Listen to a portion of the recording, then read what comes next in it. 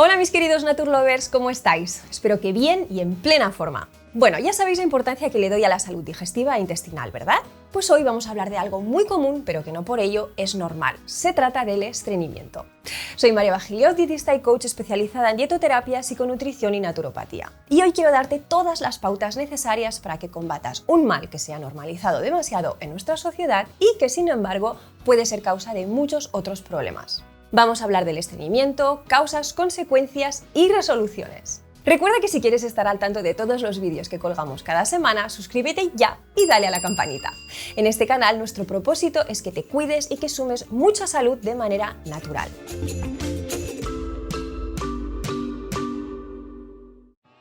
Sin duda el estreñimiento preocupa por su frecuencia y consecuencias, porque además de la pesadez y malestar intestinal, también favorece el aumento de la reabsorción de colesterol, los trastornos hepáticos y la insuficiencia venosa.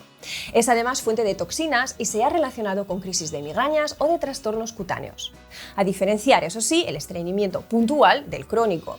Este último se le atribuye a las personas que tienen menos de 3 deposiciones por semana, necesitando la mayor parte de veces el uso de laxantes o de lavativas.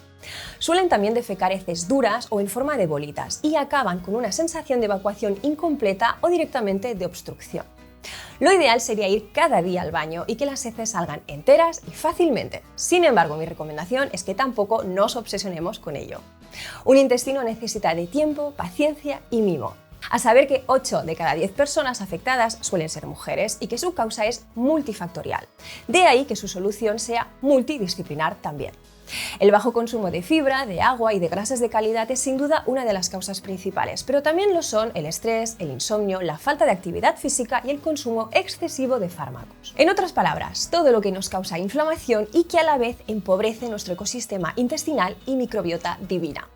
El estreñimiento es un síntoma y una manera que tiene nuestro intestino de comunicarnos que necesita nuestra ayuda y atención y sobre todo que lo regulemos. Con lo que aportar alimentos antiinflamatorios y que mantengan el buen estado de nuestros intestinos es el primer paso a dar. No pueden faltar las frutas y verduras, especialmente las prebióticas como son el kiwi, las ciruelas, el puerro, las zanahorias, además del hinojo por su poder carminativo y los germinados por su riqueza enzimática. Si os cuesta aportar frutas y hortalizas en vuestro día a día, os recomiendo que apostéis por los batidos verdes. Son rápidos de preparar, están deliciosos y al ser batidos son de fácil digestión mientras que mantienen toda la fibra intacta de sus ingredientes. Os recuerdo que tenéis la receta de un delicioso batido verde aquí. También las semillas de zaragatona, lino y chía son grandes aliadas, especialmente si se toman sin moler, en decocciones o remojo. Su poder emoliente es lo que potencia la acción laxante sin irritar el intestino. Por otro lado, los frutos secos, tostados o en remojo para reducir sus antinutrientes son a consumir con frecuencia y sin miedo, ya que son fuente de fibra y de grasa saludable antiinflamatoria. Esta de hecho nos ayuda a adelgazar y a regular nuestro peso, además de ser puro beneficio para el cerebro. Los que ya me conocéis sabéis que soy fan de los copos de avena. Son saciantes, versátiles y regulan el estreñimiento, además de cuidar la mucosa de nuestros intestinos. Y se pueden consumir en platos dulces como salados. Las legumbres son otro de los alimentos aconsejables, siempre y cuando se dejen en remojo previo y se mastiquen bien. Y como ayuda para mejorar su digestión está el miso, un fermentado probiótico ideal para la salud intestinal y para regular el estreñimiento. Y quien dice miso, dice fermentados. Todos los alimentos probióticos son a tener en vuestra despensa. Os recuerdo algunos de ellos: la kombucha, el kimchi, el chucrut, el yogur y el kéfir son buenos ejemplos.